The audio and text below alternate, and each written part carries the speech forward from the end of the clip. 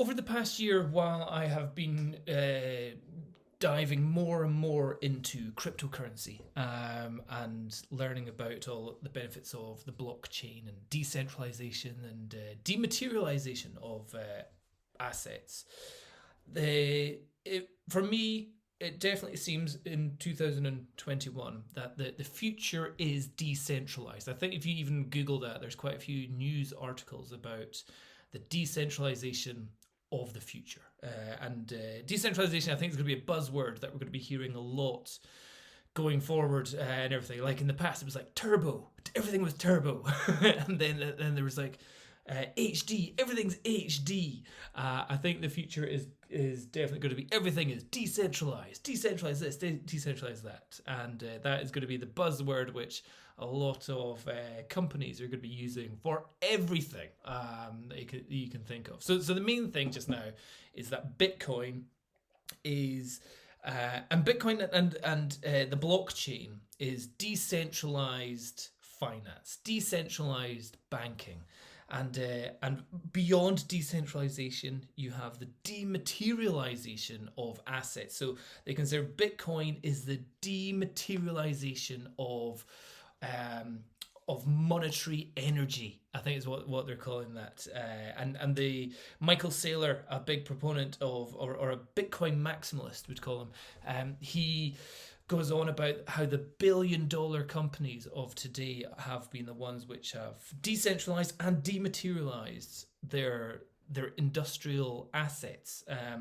So, for example, Facebook, he said, has decentralized social relationships, and it has dematerialized the social energy of relationships and has created wealth from getting people's social relationships, social engagements, and monetizing it. What else did he talk about? He talked about Apple has, and the App Store has dematerialized web applications, or the other one was Amazon Amazon dematerialized shop storefronts. You don't need a shop anymore. You can literally just put it all online, and Amazon makes money, you make money, and it's decentralized and it's dematerialized that and created wealth out of that. So the billion-dollar companies decentralize, and the trillion-dollar companies dematerialize going forward. So anyway, my industry, property marketing, property videos, photography, and all that kind of stuff. I've been a property manager. I've done property maintenance management. I've done viewings, lettings, all that kind of stuff.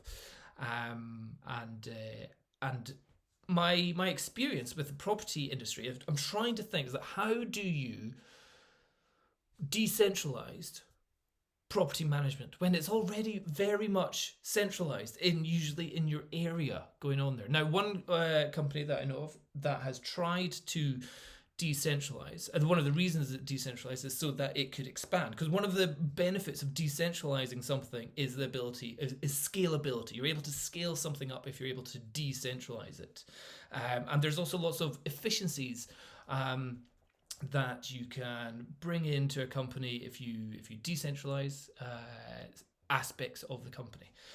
And so here I'm just doing my own kind of mental workout here, which I'm going to do on Microsoft Paint, of how certain aspects of companies have decentralized things, how that's brought efficiencies, and where it's going to go forward. So you might want to, if you are interested in this, speed this up to 2 times plus here. So if I let's say we zoom in. So let's make a big circle here. In fact, can we change that into let's turn that into a circle. There it goes. This was the office. We'll call it the office. ICE. Perfect. Fantastic writing there. So, and in the past, you had staff, I'll just put it as an S there, would drive into the office to get everything. You'd go in to work at your computer, you'd go in to pick up your keys, go pick up your diary for the day, and you would have customers. I'll put that as a C.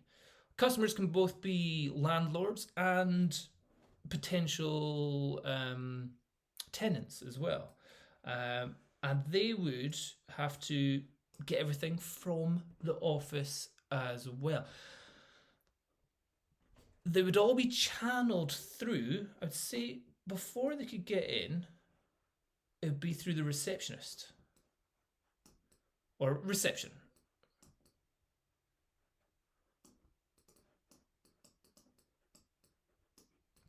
And then reception would delegate the requests throughout the office. So it might be maybe accounts, asking about, when's my rent coming in? It might be maintenance.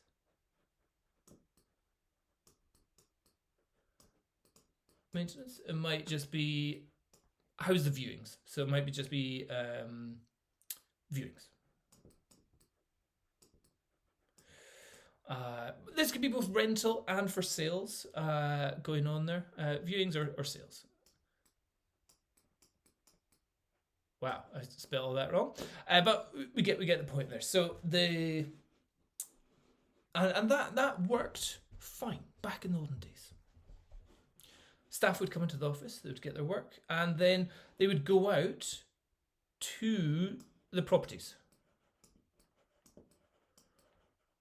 They'd go out to the properties, the staff, put an S here. After picking up, we could also just say keys.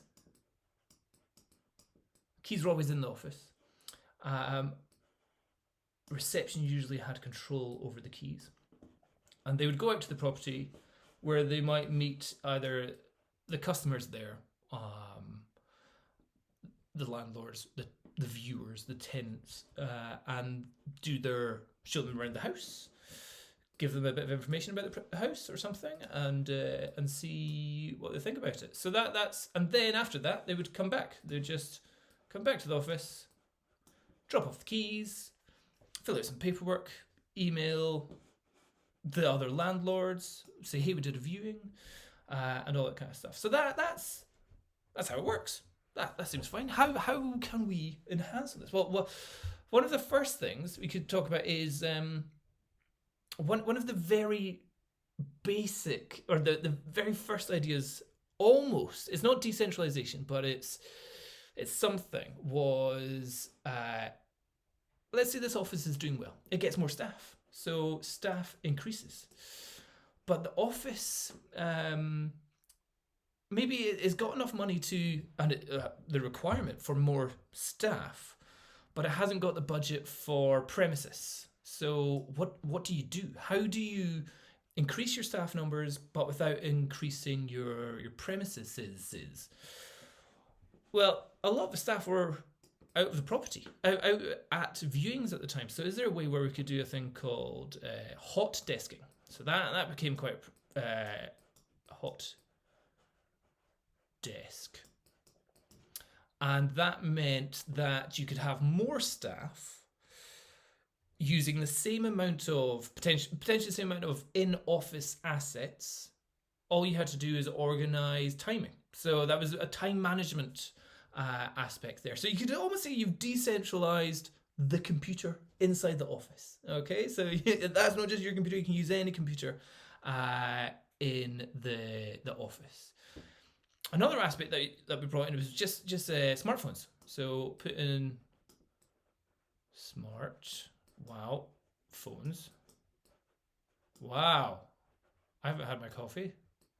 Smartphones, because that kind of decentralized the immediate information. So that was info,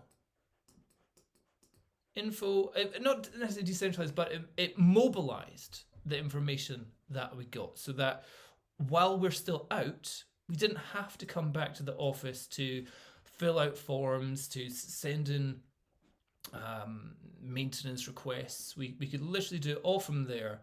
Or a lot of time it was going back to the receptionist, and you just call up reception, say, hey, the place needs a new window. The window's broken.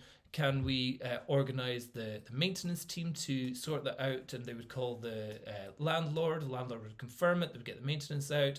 They would pick up the keys. They would go out to the property and confirm that they do all the work. So the smartphone, decentralised, we could say,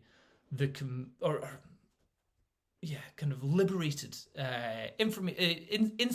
instant, made it more instant, the information that you could get for managing properties. Okay, so that's all kind of cool. So how could it be more decentralized? Well, the next thing was decentralizing the office, I think.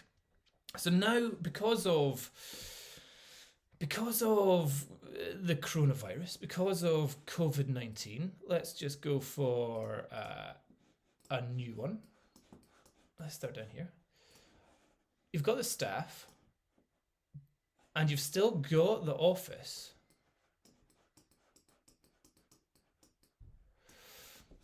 But do they need to come into the office?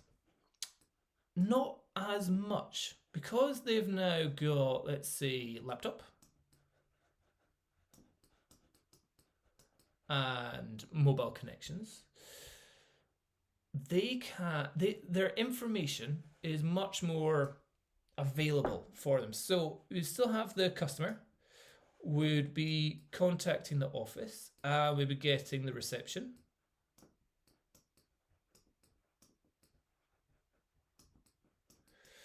who'd be able to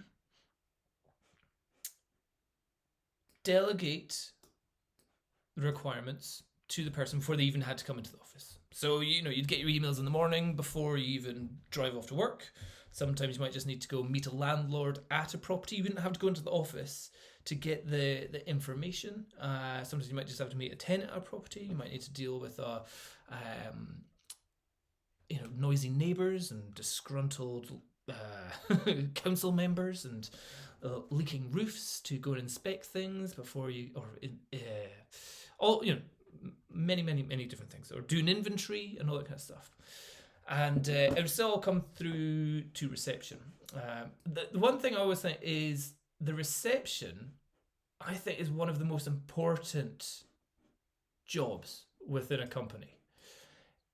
It is the very first person that you're going to be meeting and engaging with, and gives the presentation of the company to any client. So you've got either your landlords, your tenants, your contractors, your all that sort of thing. The rest of your staff. The reception is the most important part of the job. And the boss, I think the boss should be reception. And the boss effectively does do the reception. They just don't realize it. So whenever there's a big client meeting, the boss will go out and chat away to the clients about bringing on new business and all that kind of stuff. So they're effectively, the boss is still the front man of the company. He's just dealing with the big stuff. But that's where at no point should the person who is front of house, the receptionist, ever be considered to be not as important as like a property manager or an estate agent. The receptionist is the boss. They deal with everything. And they are the face of the company when anybody first visits the property. You want the receptionist to be the most engaged with the company, the most positive about everything that is going on, and also the person that knows the most about what is going on as well, that has to have super organizational skills for dealing with all the viewings. And also, if the receptionist is off ill, you've got to have backup, and you can't just have one, you've got to have multiple. So the other thing that happened is there became virtual receptionists. So that was a bit of a decentralization of the office, you could say. It wasn't a great move. It was not liked. So if you were a small company, so if you're a really small company, you could buy a virtual assistant, and somebody would call up. you're out doing a viewing, you're out being a property manager, you can't answer the phone, it gets passed over to a virtual assistant or virtual receptionist, and it's just somebody in an office, a call center kind of thing, pretending to be your receptionist. Hello, you've reached Don Bowers Properties. How can we help you? Hi, I'm looking to book in a viewing. Not a problem. Let us call you back in 10 minutes once we're free, and we will organise that in the diary. And you'd be like, okay, great, thanks, call me back in 10 minutes. And then that person would email me while I'm out doing a viewing or whatever and say, hey, somebody wants to book a viewing, can you call them back? Okay, done. So it sounds like I've got a receptionist. It sounds like I've got a team behind me. And that was virtual assistants, virtual receptionists, which is great for the smaller companies. It is a cost-saving measure. It means you don't miss out on potential customers because they can't get a hold of you for a minute. And it means you don't have to pay for a full member of staff. However, if you've got an actual physical office, then the receptionist is your front of house. You shouldn't be, receptionist isn't the right word, but front of house management is what we should call it. Front of house management. Lead face of the company. I think every so often a boss of a company should be sitting at the front desk interview. How many times does a customer come in and go, I want to speak to the manager or the boss? It'd be great if the receptionist goes, yes, that's me. And they're like, no, the boss of the company. I'm like, yep, I'm working on reception today. How can we help you? So yeah, the bosses usually are the face of the company when they're dealing with their bigger clients, but sometimes the smaller clients, the simple customers, simple landlords, the contractors, the receptionist is effectively the face of the company. Big important job there, and something which should be, I think, fully respected for what it does. So anyway, where was I going here? Yeah, so the next thing was, can you decentralize the office? So because there's the office kind of became a little bit redundant now. Do you need such a big premise if you've got staff that can work from a laptop? You've got potentially virtual assistants. I wouldn't say that's right, but you've still got keys. Keys are the main thing, and accounts. But again, accounts can be passed out. But the problem once you start doing this, I suppose you've also got applications. So people who are applying to rent a property and all that kind of stuff. All these things can be outsourced. So a single person can have an accounting department, which is a separate company. It can have an applications department. Keys are a tricky one, because that is gaining access to a property there. And then also you still need the actual people to do the viewings, to do the inventories, to do the property checkups, to do the actual visits of the property going on there. So the staff still need to be able to get to the stuff. So you can't dematerialize staff here, but you can potentially decentralize all the other bits of information. And one of the companies I worked for, they have done that, but what they've done is they've centralized all of the reception, the accounts, the applications, the organizing of maintenance throughout the country. So you can be a property manager in Manchester, and you can have a customer that wants to see a property in Manchester, and they call reception, and they have access to the information all around the country. And so effectively, every property manager can be decentralized. They don't need to go into the office. So property managers can be decentralized as long as the information at the moment is in a centralized hub that they're able to get in contact with. However, that centralized hub doesn't need to have everything there. It just needs to be a funnel for being able to gather the information going on there. So this is where, like in cryptocurrency, you've got Chainlink, which gathers information from everywhere and funnels it into an oracle that can deviate the information throughout everywhere. So I'm still working this through my head. So you've got decentralized. I'm going to say decentralized apps throughout the company. Decentralized accounts, decentralized maintenance, decentralized applications, decentralized viewings, because you've got the agent. It's all going through a single area here. So we've potentially got rid of the office. However, there will still be a hub. But the question is, can we decentralize that information hub and just have it on a blockchain? I'm sure we could, and I'm sure there could be like some online ledger that keeps all this information going forward. Yeah. But then so from my aspect is, can we dematerialize anything here? And my job is the dematerialization. Can I potentially dematerialize the viewings? Whoa. Well, so I'm potentially making somebody's job a total nightmare here by getting rid of it. And that's where Matterport has come in very handy. So my original job is to take some photos, do a video, do a floor plan. That's giving information. So people will say, oh, I like those photos, I like the angle, I like the shape of that room. Oh, I look at the floor plan, I like that amount of area. Oh, look at that street photo that you've got. That looks like a nice street. Now I'll book a viewing. Now I'll go and see what it's actually like there.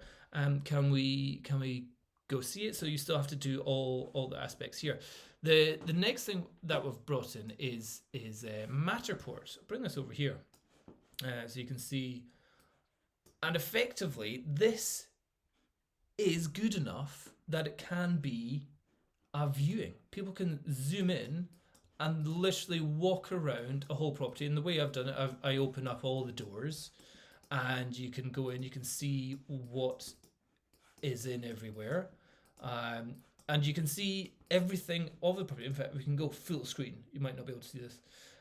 But you can see everything from how good quality the tiles are, the type of lighting, where the coat hooks are. You can see everything from, this is the type of beds that you've got, even the type of cornicing up in the ceiling, the the views from the window. Effectively, the person doesn't need to go and view this property. They don't need to be here.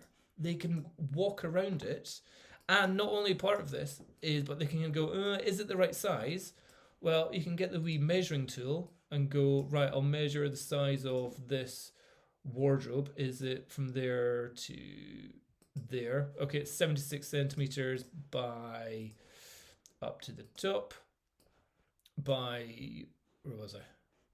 Took 1 meter 87. So cool. You can get all the information that you need going on there. We have had times in the past when people said, oh, can you tell me the dimensions of a room, because I'm trying to get my grand piano in.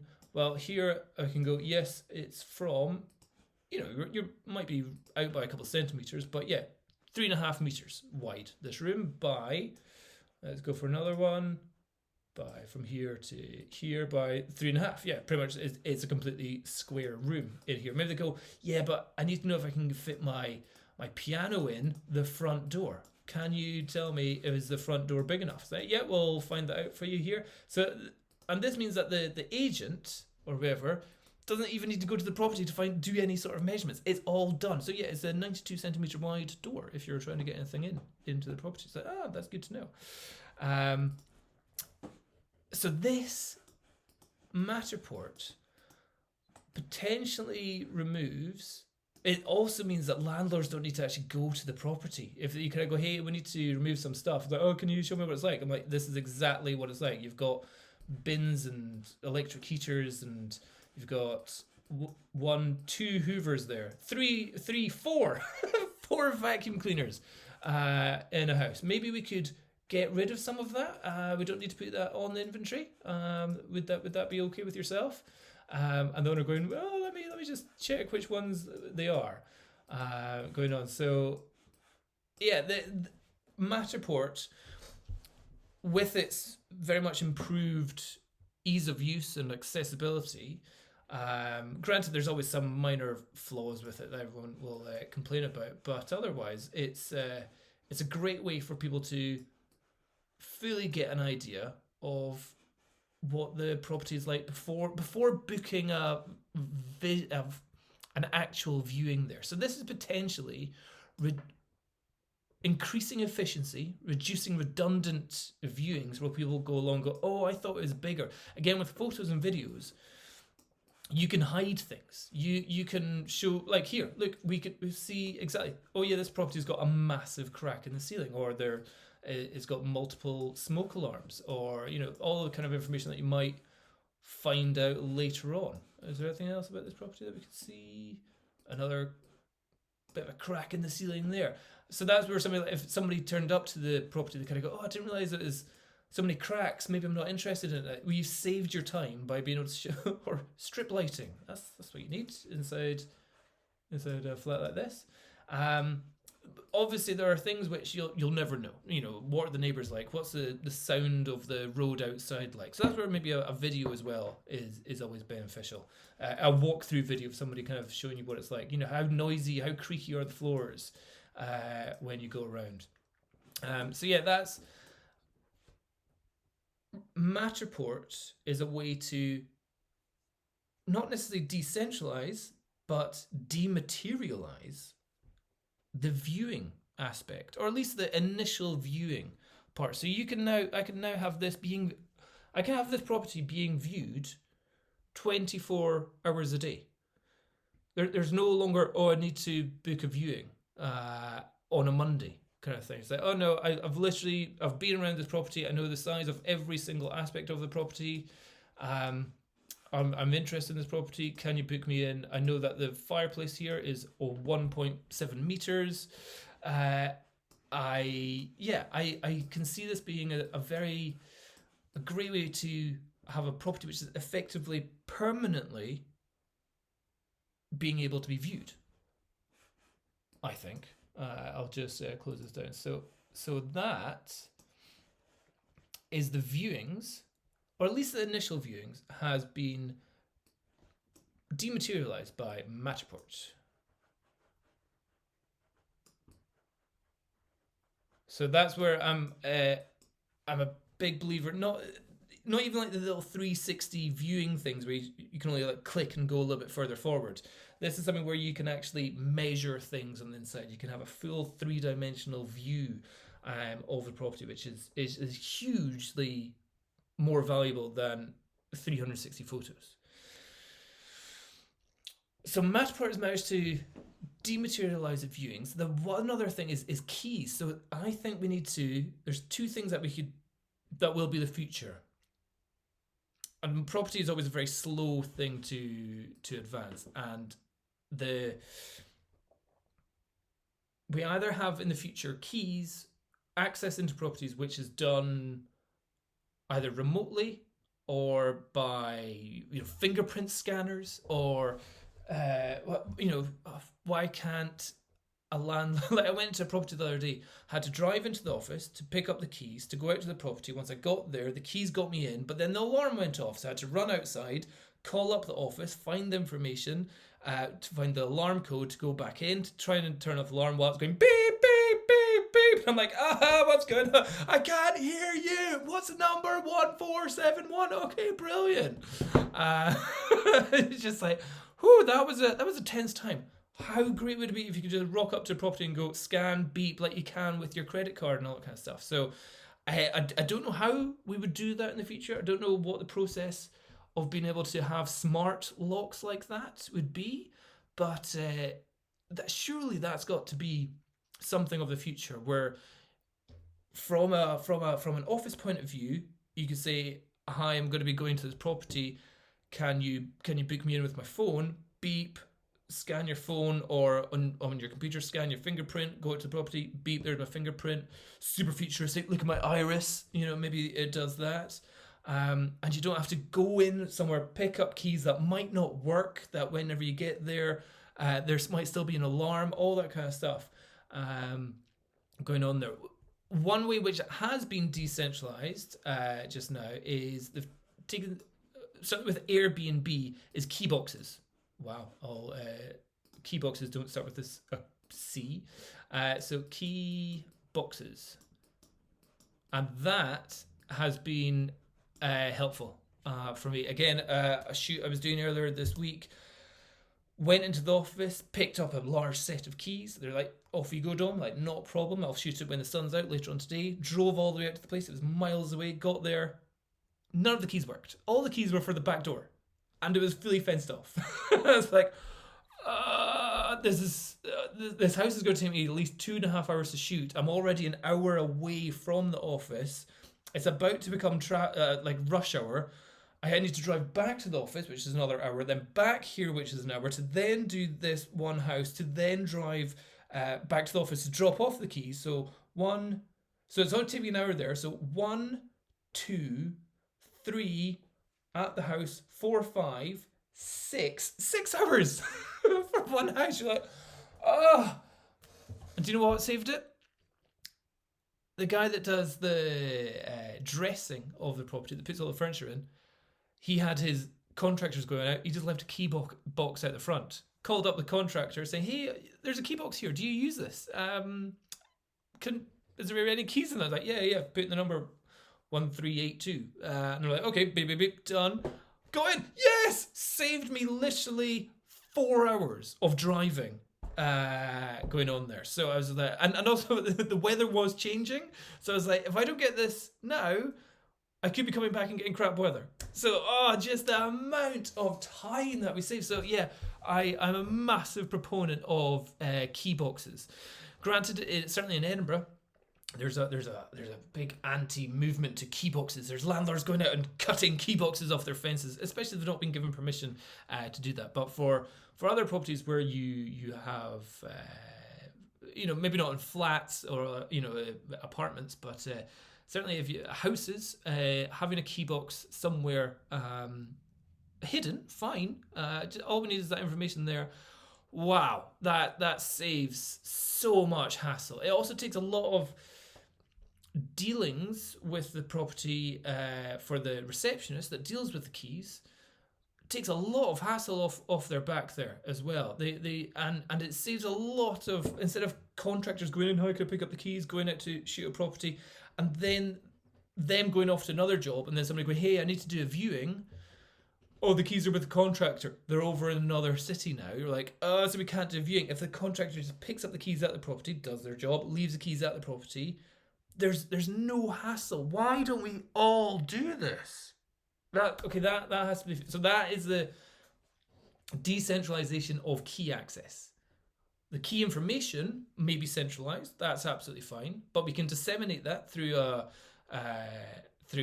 simple information protocol. The receptionist has that information. We can have it all online in a certain way, and just key boxes for actual doing stuff. Matterport for actual access.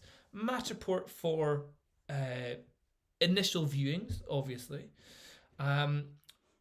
will reduce the amount of effort on the receptionist, so the receptionist can be more focused on being front of house, dealing with people that are actually needing help, not just basic access and basic viewings. And the Matterport saves a lot of time and effort for viewers or for staff who may be going out to a property and the customer has completely the wrong impression of the property. So Matterport, the 3D scans, super important going on here.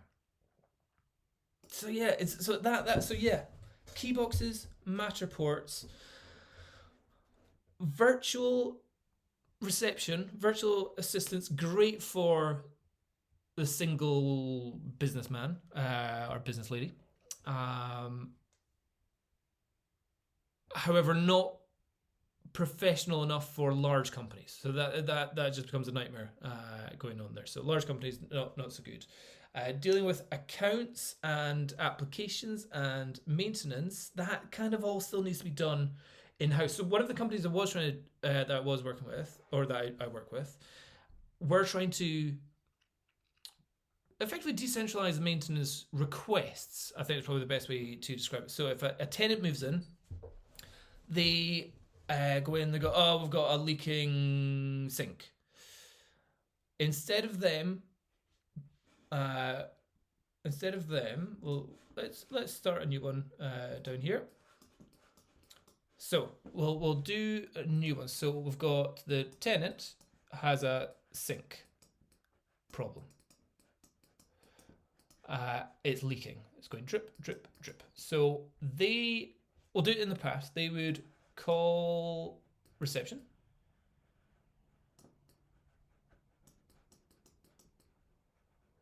Who would then pass that on to maintenance. Actually, yeah, on to maintenance. Maintenance would contact the landlord.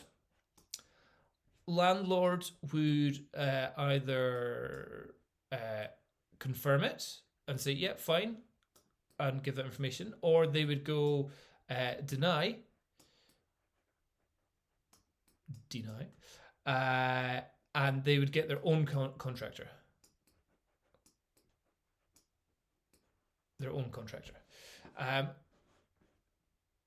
So that's how. Whoops. Zoom in. Wow, this zooming. I really need to figure out how to zoom in more carefully. So that would work there. Then maintenance, the maintenance department would contact the contractor, who would then, what would they do? They would come back to, nope. What would a contractor do? Contractor would go to reception to pick up keys.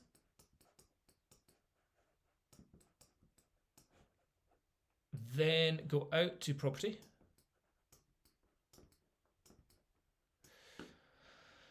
And they would do the fix. So fix.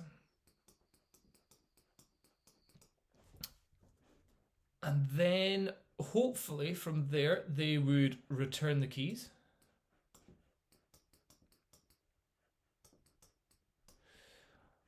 And once they've done that, they would invoice.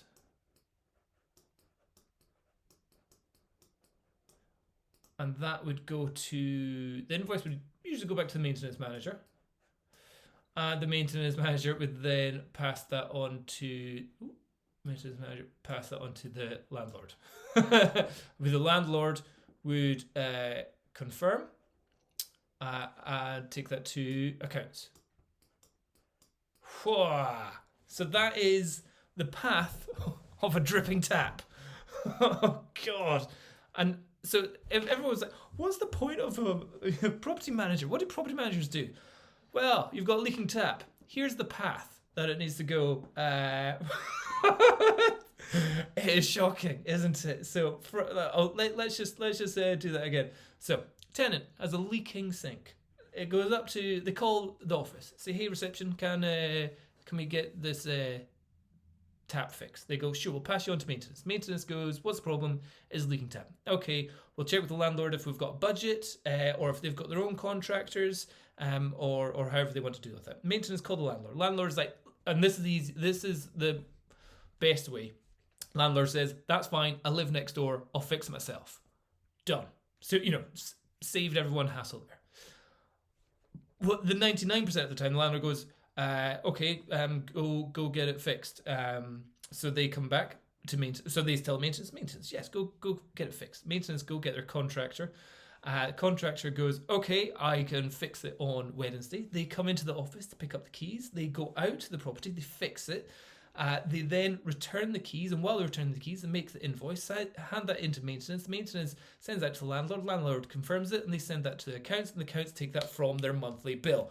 Whew! Right. So that's how it works. A lot of, you just think the efficiency there.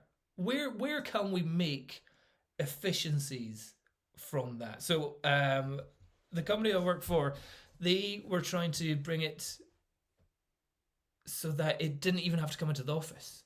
It would all be done through an app. So it would effectively miss out all this area here. So the way the company apropos was meant to be working, or it is in the process of working, is we've got a tenant, has a sink. It is dripping. Drip, drip, drip. And they go onto the app and report it. That report goes directly to the landlord. So on the landlord's app, it pops up and they go, oh yeah, cool. We've got a dripping tap. And I think this is how, they have access to a list of contractors and they just confirm it. They go, yeah, go get it fixed. And that would go straight to the contractor, the plumber or whatever it is. And they then, the idea was that this person, the contractor, contacts the tenants to arrange access.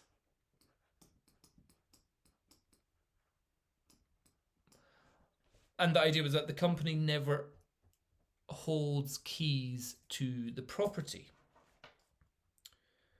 because there's certainly GDPR access laws that kind of change things there, where we're not allowed to keep copies of the keys for properties. I think that rule changed. I'm not too sure, but that was something that was meant to be coming into process. And then they fix it, and then the contractor on the app goes, job done, uploads a photo of it done. The landlord confirms it, and the contractor gets paid from the app, and that's all done. It's all done. So that doing it through an app seems all good, and they're meant to take a photo of it, of proof that they've done it, and the landlord can confirm it, and it comes out all automatically. So that has bypassed accounts.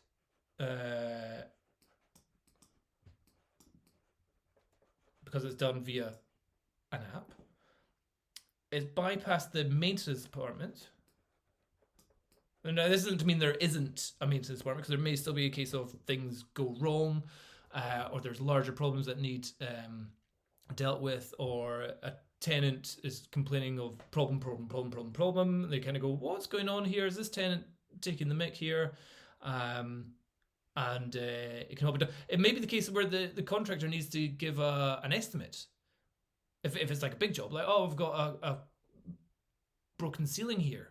Contractor could go out there, look at it, type in an estimate, put it in on the app. The app pops up to the landlord there and then. The landlord goes, fine, get it done.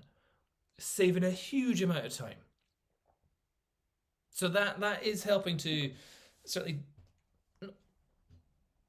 disembody parts of the company which aren't necessarily required going on there. And again, if the tenants are out and the keys are available in a key box, again, saves so much time going on there. Additionally, throw in the Matterport here. The contractor could potentially just go, okay, I know exactly where the boiler is, or the boiler is a Worcester. I know the parts that it needs. Let's order the parts before you even get there. There's a potential so much efficiency going on there. So yeah, with people working from home, information being able to be accessed at any point via mobile phones, you've decentralized information access. Yeah, you haven't decentralized information, you've decentralized informational access, because anybody can get it from anywhere. You've potentially decentralized aspects of the office for staff, because they don't need to go into the office. If you remove the keys from a central location and make them decentralized by putting them in key boxes. You save a lot of transport time and effort of getting to places, and then find out the keys don't work, going back to another place, picking up the keys, going in, access, well, all that kind of nightmare. By bringing in virtual viewings, Matterports, you're dematerializing initial wasted, pointless viewings where people have the wrong impression of the property, which can be easily made by clever photography or clever videos. And you're freeing up so much time for the reception to deal with actual future customers and clients rather than basic accountancy and a basic, picking up keys, dropping off keys, chasing keys, which seems to be like the main job. The company I work with, we've got 4 members of staff, kind of in a hot desking situation, on rotation, working just on keys. Because it's a constant nightmare, especially when you've got about 30 property managers that are needing to all pick up their keys the day beforehand. If you can just say, yeah, the keys are at the properties that you're going to. Here's your diary. Go to the properties. Keys are at the property. Or thumbprint yourself in. That is a way forward. So the future I see, again, this may be very small or narrow view at the moment, is decentralizing keys. The future of property management, decentralizing keys, saves so much time. Potentially decentralizing the maintenance via working it through an app, so it's direct contact from tenants to landlords via an anonymous connection. So the landlord doesn't ever they don't ever know where the landlord is, the landlord doesn't even know where the tenants are. It's just a notification system that comes up. They go, oh yeah, tenants have said that the boiler's leaking, and the landlord can just, with a tap, instead of calling up saying, can you get me 5 quotes, is like, with a tap, go get quotes, find out the problem, or authorize the job. And the job could be sent out to, it could be disseminated through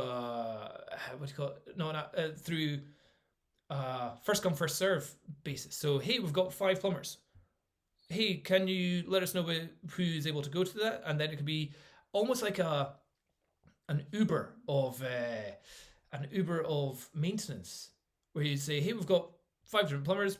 So every plumber's got their app. It goes ding ding ding. Can you get this property? And I'm like, oh, I can do it on Thursday. They can type Thursday, but if somebody goes, I can do it today, they click today. They say, oh, somebody is able to do it before you. Go, okay, that's fine. Saves me wasting my time. Client gets a faster service. Owner gets a quicker repair. Bob's your uncle. And the person who's got the least amount of work is able to do the most amount of jobs. Additionally, if they are late for the job or their job isn't satisfactory, the tenant can mark that down and give them a lower score. If it's great work and they give great satisfaction, they can get a higher score. You could be rated on your speed of work, quality of work, the duration of your work, and your customer service kind of things. So both tenants and landlords can see how happy their landlord or their tenant is, and so yeah, it means the most amount of work will go to the people with the most amount of time to be able to do the work, but we also have the highest quality ratings. There's a lot of things going on here. And it could be once it's invoiced and sent through, it could have an automated invoice system, so you don't need to go, like a lot of maintenance guys will go home on the computer for a night going, right, I need to figure out how to do my invoices, this is the price, email it off to the landlord. It could be literally a tap going, here it is, £150, beep, send that through, that goes through to the app, owner goes beep, done, and it's sent, and it's paid. That's what you want. Save so much time. Again, if you're a landlord with like 50 properties, you'll be getting ping, ping, ping, ping, ping, ping, ping, ping, ping. So that's where, so this is where it gets a wee bit more tricky. Where does that work for landlords with a lot of properties? Okay, here's the next option. Landlords with lots of properties that don't want to be bothered with this, who want to be disengaged from the job. They're like, we don't care, it's a £50 repair of a sink, get it done. I'm on holiday, can you just organize this? I'm not that bothered. They can just set a situation where they can just go budget £500. If it's more than £500 per job, per property, or whatever, per month, then send me a message. If it's less than that, just get it done. And it can be completely automated. Yeah, that's definitely a form of decentralizing the process of maintenance and access going forward. So yeah, there's a lot of things that can be made more efficient going forward. But again, you've got a lot of landlords who probably aren't tech savvy, who need to be handheld all the way through this, and that's absolutely fine. But what you're doing is you're saving the time and effort for the staff to put that time and effort into landlords that need that hand-holding, that need that additional one-to-one communication, and you're able to provide more of that time and effort for them while having streamlined all the automated stuff that you don't need to pay too much attention to, which can just run automatically. So yeah, that's the company Apropos. That's their business plan, their proposal, and how they are they're working towards that. And I think they're the only company that I know that certainly in the UK that have got that as their project. And my job as a property photographer, we still have to market the properties. We still have to do actual viewings at the properties. I still do the match reports of all the properties. And the other part of the blockchain, the cryptocurrency advice is that it's all about transparency and trust. And that's one thing where the match report, because it's a full 3-dimensional view, because as I do, all the doors are open, because you can see everything from the cracks in the ceiling to the fireplaces, whatever, you can't hide anything. You're not meant to be hiding anything. So you're giving transparency and honesty going on there. And again, with going through the app and being able to get the contractors go out and take photos of their jobs complete and all that kind of stuff, there's a transparency of this is when I can do it, this is when it was done, this is the quality of the service, this is it complete. So trust and transparency is created more between landlords, contractors, tenants, and the management companies that has to deal with all that stuff. So yeah, so that I think, yeah, the future is all decentralized. Some of it is dematerialized. And by doing that, it gives us the opportunity to create a better, more efficient customer service for both landlords and for tenants, a less menial tasks for staff, for example, redundant viewings, lost keys, key checking all the time, and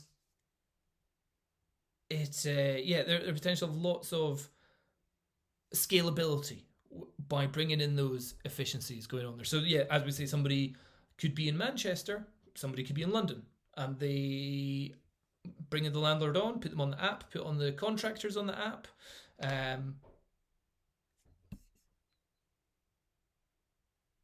we're all good.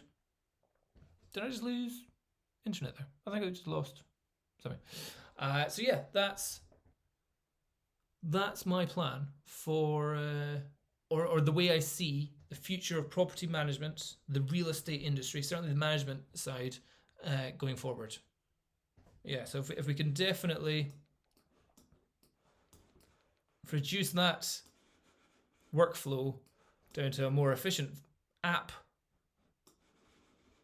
workflow, which increases confidence, transparency, and efficiency. Yeah, that's the future. Good, right, that's me got that out of my head. Now I'm off to go for a cycle. See you guys later, bye-bye.